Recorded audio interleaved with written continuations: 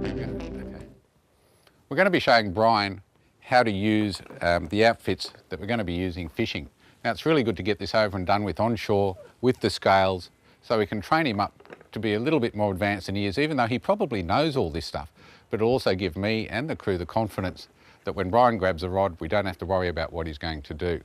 Now, also one of the most important things is we've got a bunch of gimbals here, we've got a few harnesses aside, and although these are all great gimbals, very well known, none of them suit everybody. So we've got to find one for Brian that he's going to be comfortable in, because even though we hope that the fight times are going to be 10, maybe 15, maybe 20 minutes, he could well be there for up to 8 hours. So we've got to make sure he's comfortable.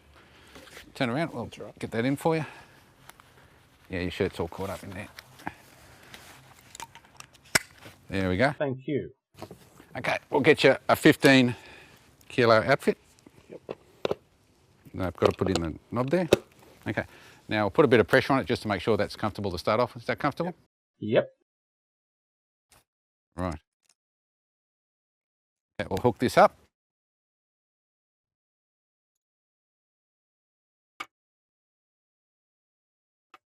Okay, just wind up. Put some drag on it. Probably need a bit more. Now, although this is a 15 kilo outfit, the strike's set at 5 kilos, sunset set at about 7 or 8. We don't really want to use that sort of pressure. All we want Brian to do is get the feel of it and get smooth with the outfit. So, okay, basically wind down, Brian, and pull back up. Okay, I want a bit more drag than that, not a lot. We'll try and get it up to around about 4 kilos. Okay. A little bit more, okay. It also gives Brian an idea of where the settings are on the reel, because once he picks up a rod, I can't touch it or it'll be disqualified according to the rules. So Brian has to get the feel for it. Far better that he does that now than when he's hooked up. Okay, we're on about 3.5 kilos. That'll do for this exercise, Brian. Okay, now what I want you to do is wind down and pull up, and I want the needle to stay as still as possible. A really interesting exercise, this. Okay? Okay. You're getting there. That's actually pretty good. Okay, you're going from 4 to 2. See if you can not drop below 3. So wind before you drop the rod. Wind before you drop the rod. Okay, now wind. You see how you're dropping the rod? Yes. Okay, now if you think back, just stop there for a second. If you think back to pulling the leader and stuff, yes, as long as I was smooth on that light hook, nothing went wrong. But as soon as I jerked it, the hook straightened out. So it's very much the same sort of thing here. The smoother you can be, the more even the tension, the less things are going to go wrong when you're hooked up. Right. Okay, so try the exercise again. Spot on 4, okay. You will notice how this has actually been on film probably 15 times now in my lifetime. I've done this exercise on film. You'll notice that I've never actually been on the footage. You probably can't do any better. Probably not, but that's not the point. The better you can do, the better, because I'm not the one who's going to be fighting the fish, it's going to be you. Okay, so you get the idea? That's something for you to do at home. Okay, now there's a couple of other things I want you to do. Is now we're going to go to full sunset, right, which is about half the drag of the reel. Let's see, get an idea of what that feels like. Okay, when you're going slow, it's only 5 kilos. All right, now pull it up faster. You can see we've gone to 7 kilos, so you know there's a difference. Yep. Now, the slower you go, the more even the pressure, okay? But you know when we talk about being smooth has nothing to do with how fast and how slow you're going. If you can get this exercise where you're pumping that rod quickly and staying at 4, yeah, then you've got even pressure on the fish. Now, you're not going to get this right in 5 minutes. You're not going to get this right in this scene. But if you set this up at home, the better you can do this exercise, and you will get it in about 20, 25 minutes, you will get that down pat. And no matter what fish we get, we can get you to control it. Okay? Yep. Another couple of things I just want to show you. You know how now you've got a lot of pressure there, just wind again.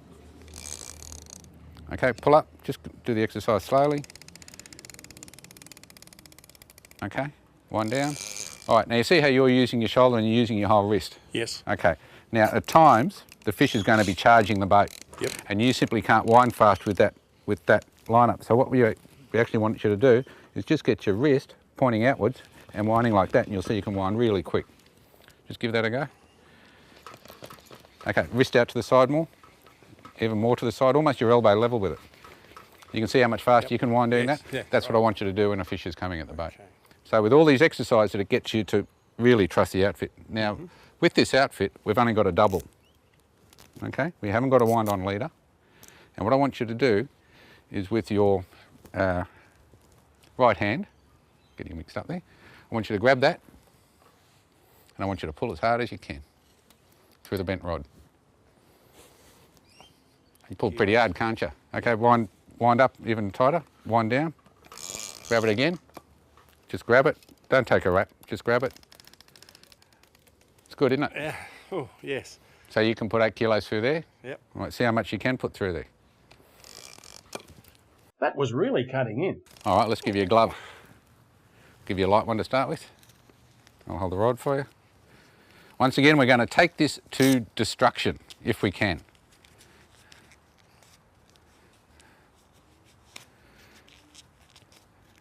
Now, because Brian's never done this before, he may well succeed in busting this, so we'll actually get Brett behind him. Come on in, Brett. Brett hates being on screen. Just stand behind Brian so you can catch him.